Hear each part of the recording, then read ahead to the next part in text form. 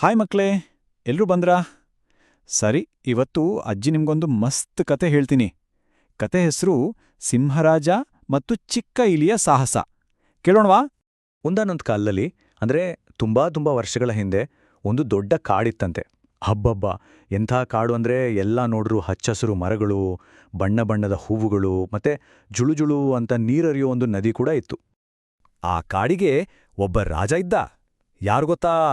ಅವನೇ ಸಿಂಹರಾಜ. ನೋಡೋಕೆ ಎಷ್ಟು ಗಂಭೀರ, ಎಷ್ಟು ಬಲಶಾಲಿ ಅಂದ್ರೆ ಅವನು ಒಂದ್ಸಲ ಗ್ರರ್ ಅಂತ ಗರ್ಜಿಸಿದ್ರೆ ಸಾಕು, ಇಡೀ ಕಾಡೇ ಕಪ್ಚುಪಾಗ್ಬಿಡೋದು. ಒಂದು ದಿನ ಮಧ್ಯಾಹ್ನ ಒಳ್ಳೆ ಬಿಸಿಲಿತ್ತು. ನಮ್ಮ ರಾಜ ಹೊಟ್ಟೆ ತುಂಬ ಊಟ ಮಾಡಿ ಒಂದು ದೊಡ್ಡ ಮರದ ತಂಪಾದ ನೆರಳಲ್ಲಿ ಆರಾಮಾಗಿ ಗೊರಕೆ ಹೊಡ್ತಾ ನಿದ್ದೆ ಮಾಡ್ತಾ ಇದ್ದ. ಸರಿಯಾಗಿ ಅದೇ ಟೈಮಲ್ಲಿ ಅಲ್ಲೇ ಒಂದು ಪುಟ್ಟ ಇಲಿ ಚಿಕ್ಕದು, ಅದು ಕಿಚ್ಕಿಚಂತ ಆಟ ಆಡ್ಕೊಂಡು ಓಡಾಡ್ತಾ ಇತ್ತು. ಆಟದ ಖುಷೀಲಿ ಅದಕ್ಕೆ ಗಮನನೇ ಇರಲಿಲ್ಲ. ಓಡ್ತಾ ಓಡ್ತಾ ಅಯ್ಯೋ, ಮಲಗಿದ್ದ ಸಿಂಹರಾಜನ ಮೈಮೇಲ್ನೇ ಹತ್ತುಬಿಡ್ತು.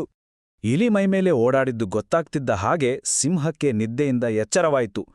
ಅಬ್ಬಾ, ಎಂಥ ಕೋಪ ಬಂತು ಅಂದ್ರೆ ಕಣ್ಣೆಲ್ಲ ಕೆಂಪು, ಜೋರಾಗಿ ಗರ್ಜನೆ ಮಾಡ್ತು. ಯಾರ್ದು ನನ್ನ ನಿದ್ದೆ ಹಾಳು ಮಾಡಿದ್ದು? ಪಾಪ ಆ ಪುಟ್ಟ ಇಲಿ ಸಿಂಹದ ಗರ್ಜನೆ ಕೇಳಿ ಗಡಗಡ ಅಂತ ನಡುಗೋಕೆ ಶುರು ಮಾಡ್ತು. ಭಯದಿಂದ ಅದರ ಧ್ವನಿ ಕೂಡ ಸರಿಯಾಗಿ ಬರ್ತಿರ್ಲಿಲ್ಲ. ಕ್ಷಮಿಸ್ಬಿಡಿ ಮಹಾರಾಜರೇ, ನಾನ್ ಬೇಕು ಅಂತ ಮಾಡಿದ್ದಲ್ಲ, ದಯವಿಟ್ಟು ನನ್ನನ್ನ ಬಿಟ್ಬಿಡಿ ಅಂತ ಗೋಗರಾಯ್ತು. ಹೇಗಾದ್ರೂ ಮಾಡಿ ಪ್ರಾಣ ಉಳಿಸ್ಕೋಬೇಕಲ್ವಾ? ಅದಕ್ಕೆ ಇಲಿ ಸ್ವಲ್ಪ ಧೈರ್ಯ ತಂದ್ಕೊಂಡು, ನೋಡಿ ರಾಜರೇ, ಇವತ್ತು ನೀವು ನನ್ನನ್ನ ಬಿಟ್ರೆ ಒಂದಲ್ಲ ಒಂದು ದಿನ ನಾನು ಖಂಡಿತ ನಿಮ್ಗೆ ಸಹಾಯಕ್ಕೆ ಬರ್ತೀನಿ ಅಂತ ಮಾತ್ಕೊಡ್ತು. ಇಲಿಯ ಮಾತು ಕೇಳಿ ಸಿಂಹಕ್ಕೆ ನಗು ತಡೆಯೋಕ್ಕಾಗ್ಲಿಲ್ಲ. ಹಾ ಅಂತ ಇಡೀ ಕಾಡು ಕೇಳಿಸೋ ಹಾಗೆ ನಗಾಡ್ತು. ಏನೋ ನೀನಾ? ಇಷ್ಟುದ್ದ ಇರೋ ನೀನು ಈ ಕಾಡಿನ ರಾಜನಾದ ನನಗೆ ಸಹಾಯ ಮಾಡ್ತೀಯಾ? ಹೋಗು ಹೋಗು ಅಂತ ಅಣಕಿಸಿತು. ಆದ್ರೆ ನಕ್ಕುದ್ರೂ ಸಿಂಹಕ್ಕೆ ಆ ಪುಟ್ಟ ಇಲಿಯ ಮುಗ್ಧತೆ ನೋಡಿ ಪಾಪ ಅನ್ಸ್ತು. ಸರಿ ಬಿಡು ಅಂತ ನಿನ್ನ ಮಾತು ಕೇಳಿ ನಗು ಬಂತು. ಸರಿ ಹೋಗು, ಈ ಸಲ ನಿನ್ನನ್ನ ಬಿಟ್ಟಿದ್ದೀನಿ ಅಂತ ಹೇಳಿ ಕಳಿಸ್ತು. ಕೆಲವು ದಿನಗಳು ಹೀಗೆ ಕಳೆದುಹೋಯ್ತು. ಒಂದಿನ ಏನಾಯ್ತು ಗೊತ್ತಾ? ನಮ್ಮ ಸಿಂಹರಾಜ ಕಾಡಲ್ಲಿ ನಡ್ಕೊಂಡು ಹೋಗ್ಬೇಕಾದ್ರೆ ಅಯ್ಯಯ್ಯೋ, ಯಾರೋ ಬೇಟೆಗಾರರು ಹಾಕಿದ್ದ ದೊಡ್ಡ ಬಲೆಯಲ್ಲಿ ಸಿಕ್ಕಾಕೊಂಡ್ಬಿಡ್ತು. ಪಾಪ ಸಿಂಹ ಆದ್ರೆ ಬಲವನ್ನೆಲ್ಲ ಉಪಯೋಗಿಸಿ ಬಲೆಯಿಂದ ಹೊರಗೆ ಬರೋಕೆ ತುಂಬಾ ಪ್ರಯತ್ನ ಮಾಡ್ತು. ಆದ್ರೆ ಆಗ್ಲೇ ಇಲ್ಲ.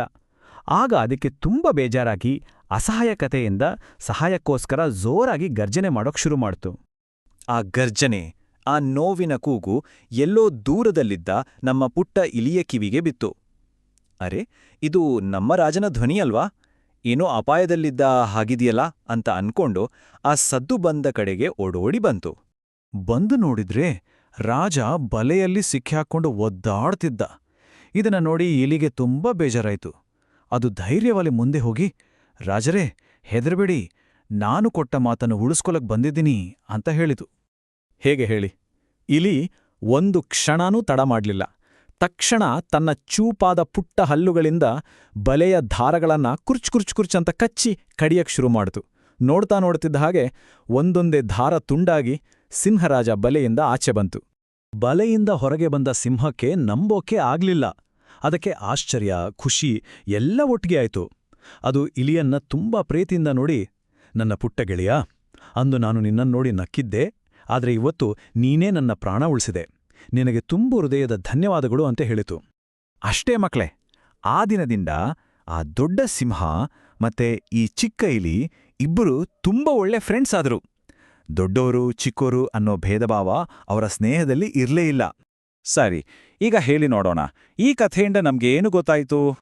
ಮೊದಲನೇ ಪಾಠ ಅಂದ್ರೆ, ಯಾರಾದ್ರೂ ನೋಡಕ್ಕೆ ಚಿಕ್ಕದಾಗಿದ್ದಾರೆ ಅಂತ ಅವರನ್ನ ಯಾವತ್ತೂ ಕೀಳಾಗಿ ನೋಡಬಾರ್ದು. ಪುಟ್ಟ ಇಲಿ ಅಷ್ಟು ದೊಡ್ಡ ಸಿಂಹವನ್ನೇ ಕಾಪಾಡ್ತು ಅಲ್ವಾ?